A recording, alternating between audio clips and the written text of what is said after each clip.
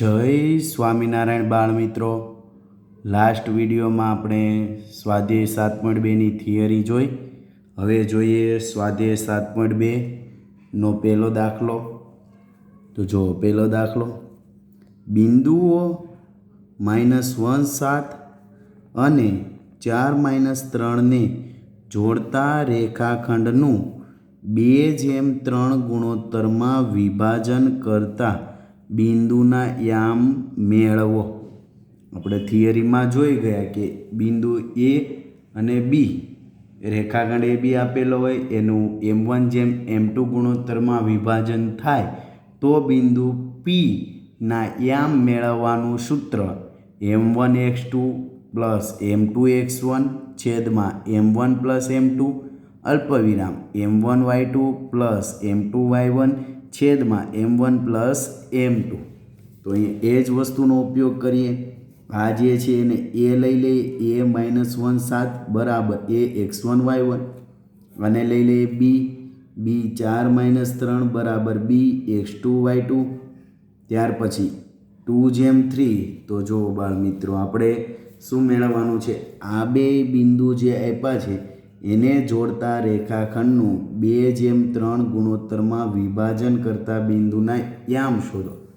તો હવે બિંદુ pxy એ બિંદુઓ a અને b ને જોડતા રેખાખંડનું m1/m2 બરાબર 2:3 ગુણોત્તરમાં વિભાજન કરે છે. p બિંદુ છે એ a અને b ને જોડતા રેખાખંડનું m1/m2 એટલે કે 2:3 ગુણોત્તરમાં વિભાજન કરે છે. તો pxy બરાબર સૂત્ર મૂકવાનું. pનો x યામ મેળવવા માટેનું આ સૂત્ર, pનો y યામ મેળવવા માટેનું સૂત્ર. તો જો બાળ મિત્રો, pxy બરાબર m1x2 + m2x1 છેદમાં m1 + m2 m1y2 + m2y1 છેદમાં m1 + m2. બધી જ કિંમત મૂકીએ. m1 m2 એટલે 2 3 છેદમાં 2 + 3, m1 એટલે 2 અને m2 એટલે 3, 2 3 અહીંયા મૂકી દીધા, છેદમાં 2 + 3. પછી અહીં બોક્સ કરી દેવાના બાળ મિત્રો. એટલે પછી જોઈને કિંમત મૂકી દઈએ કે x2 x1, x2 એટલે -3, સોરી x2 એટલે 4 અને x1 એટલે -1. તો જોઈએ, x2ની જગ્યાએ 4 મૂક્યા અને x1ની જગ્યાએ -1. એવી જ રીતે y2 y1, y2 એટલે -3, y1 એટલે 7. તો મૂકીએ -3 7. હવે ગણતરી કરીએ બાળ મિત્રો.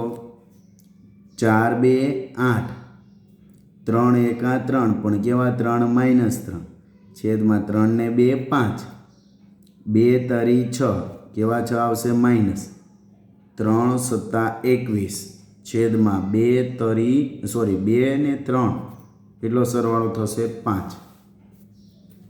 8માંથી 3 જાય એટલે 5, છેદમાં 5, 6 અને +21 એટલે 21માંથી 6 જાય એટલે 15, છેદમાં 5.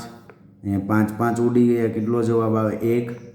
15 ભાગ્યા 5 કરશો એટલે 3, 5 તરી 15 એટલે જવાબ કેટલો આવ્યો? 3. તો x યામ મળ્યો 1 અને y યામ 3. તો લખી શકાય કે p13 એ આપેલ શરતનું પાલન કરે છે. તો આ થયો બાળ મિત્રો પહેલો દાખલો. બીજો દાખલો, બિંદુઓ 4 -1 અને -2 3 ને જોડતા રેખાખંડના ત્રિભાગ એટલે બાળ મિત્રો 3 ભાગ કરવાના છે. અને એ બિંદુઓના શું શોધવાના? યામ મેળવો. તો રેખાખંડ એ બી આપણે લઈ લીધો. એના યામ 4 -1, બીના યામ -2 3, -2 3 જે અહીંયા આપ્યા છે. હવે 4 ત્રિભાગ કરવા છે. ત્રિભાગ એટલે આપણે પી અને ક્યુ બિંદુ લેવું પડે. જો 3 ભાગ થઈ ગયા, 1 ભાગ, 2 ભાગ અને 3 ભાગ. રેખાખંડ એબીના 1, 2 અને 3 ભાગ થઈ ગયા. તો ત્રિભાગ બિંદુઓના યામ શોધો. તો ત્રિભાગ બિંદુઓ કયા થાય? પી અને ક્યુ. તો આપણે પી અને ક્યુના શું શોધવા પડે? યામ શોધવા પડે. જોઈએ બાળ મિત્રો, એ 4 - 1 એટલે શું થશે? એ x1 y1. બી -2 - 3 એટલે શું થશે? બી x2 y2. હવે ખાસ ત્રિભાગ બિંદુના યામ લખીએ. તો બિંદુઓ પી અને ક્યુ એ 4 - 1 અને બી -2 - 3 ને જોડતા રેખાખંડના 3 સરખા શું કરે? ભાગ કરે છે. પી અને ક્યુ શું કરે? 3 સરખા ભાગ.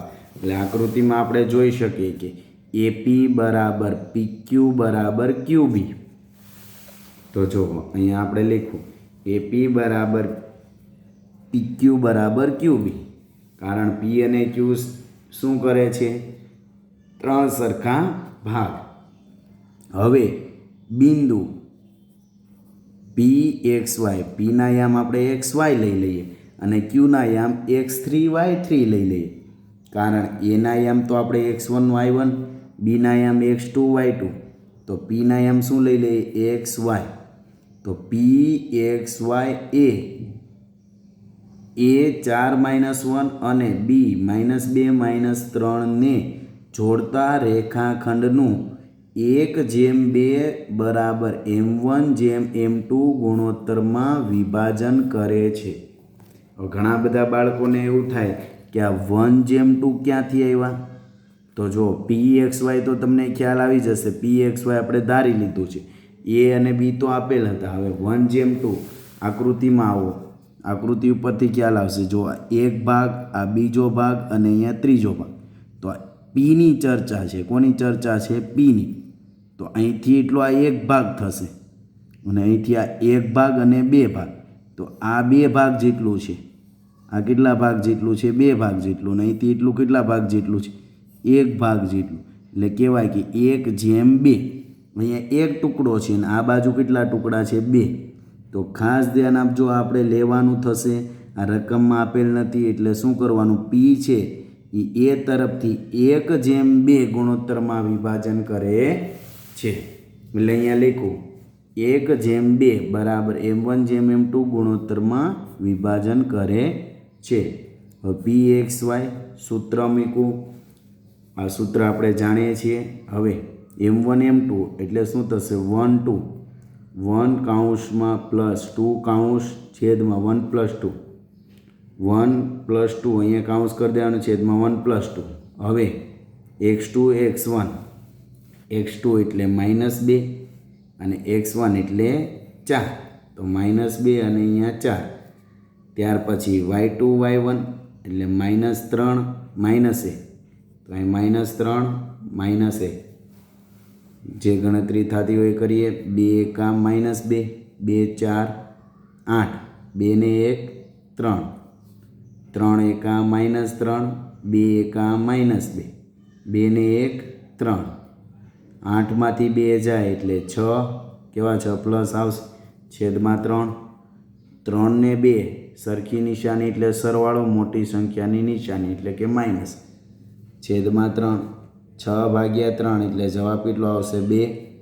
5/3 કેવા છે? માઇનસ. છેદ ઉડતો નથી એટલે એ જ આપણો જવાબ. તો પી એક્સ વાય મળી ગયું. પીના યામ મળ્યા 2 5/3 પણ કેવા? માઇનસ. એક્સ યામ મળ્યો 2 અને વાય યામ મળ્યો -5/3. આગળ જોઈએ બાળ મિત્રો. પી મળ્યો. હવે ખાસ ધ્યાન આપજો, જો પીના યામ મળી જાય તો ક્યુ મેળવવો હોય તો ક્યુ છે એ પી અને બીનો શું થાય? મધ્ય બિંદુ. જો આ બાજુ એક ટુકડો અને આ બાજુ એક ટુકડો, એનો મતલબ ક્યુ છે એ પી અને બીનું શું થાય? મધ્ય બિંદુ. તો હવે સરળ રીતે આપણે થિયરીમાં જોઈ ગયા. તો જો હવે બિંદુ ક્યુ x3 y3 એ P2 -5/3 અને બી -2 - 3 ને જોડતા રેખાખંડનું મધ્ય બિંદુ છે. તો જો ક્યુ x3 y3 બરાબર પીના યામ આપણે શું ધાર્યા હતા? એક્સ વાય અને બીના એમ x2y2 એટલે સૂત્ર પહેલી વાર મૂકીએ કે x પ્લસ x2 કારણ બીના એમ xy અને બીના એમ x2y2 આપણે સૂત્રમાં મૂકવા માટે લેવા પડે તો x પ્લસ x2 છેદમાં 2 અલ્પવિરામ y પ્લસ y2 છેદમાં 2. હવે x એટલે 2 થશે અને x2 એટલે -2 તો 2 - 2 છેદમાં 2 આ તો સૂત્રના છે. y પ્લસ y2 એટલે y એટલે -5ના છેદમાં 3 અને y2 એટલે -3 તો -5ના છેદમાં 3 -3 છેદમાં 2. હવે 2માંથી 2 જાય એટલે 0 છેદમાં 2. અહીંયા અંશમાં શું કરવું પડે? લસા લેવો પડે. કેવી રીતે બાળ મિત્રો ધ્યાન આપજો કે -5ના છેદમાં 3 -3 છે તો આ બેનો લસા થશે કેટલો આવશે? 3. તો અહીંયા -5 એમના એમ આ 3 વડે અહીંયા ગુણીએ એટલે 3 તરી 9 પણ કેવા 9? -9 તો -5 -9 છેદમાં 3 જો -5 -9 છેદમાં 3 અને આખાના છેદમાં 2 તો હતા જ. ત્યાર પછી 9 ને 5 14 કેવા 14? -14 છેદમાં 3 પણ એ 3 ક્યાં જતા રહે? છેદમાં. આ 3 ક્યાં જતા રહે? છેદમાં. એટલે આવું થાય -14 છેદમાં 3 ગુણ્યા 2 3 ગુણ્યા 2. હવે અહીંયા 6 લખી દીધા છે. તમે આમ રાખો તો પણ ચાલે. 2 × 7 = 14 તો -7ના છેદમાં 3 તો જવાબ આવ્યો. આ તો 0ના છેદમાં 2 એટલે 0 થઈ ગયું તો 0 0 અલ્પવિરામ -7ના છેદમાં 3 તો પીના યામ મળ્યા આપણને બાળ મિત્રો 2 અલ્પવિરામ -5ના છેદમાં 3 અને ક્યુના યામ મળ્યા 0 -7ના છેદમાં 3. તો આ થયો બાળ મિત્રો બીજો દાખલો. અહીંયા સમજાયેલ બાળ મિત્રો પહેલા અને બીજા દાખલામાં જો સમજ ન પડી હોય તો ચોક્કસ મારો સંપર્ક કરજો. અસ્તુ. જય સ્વામિનારાયણ.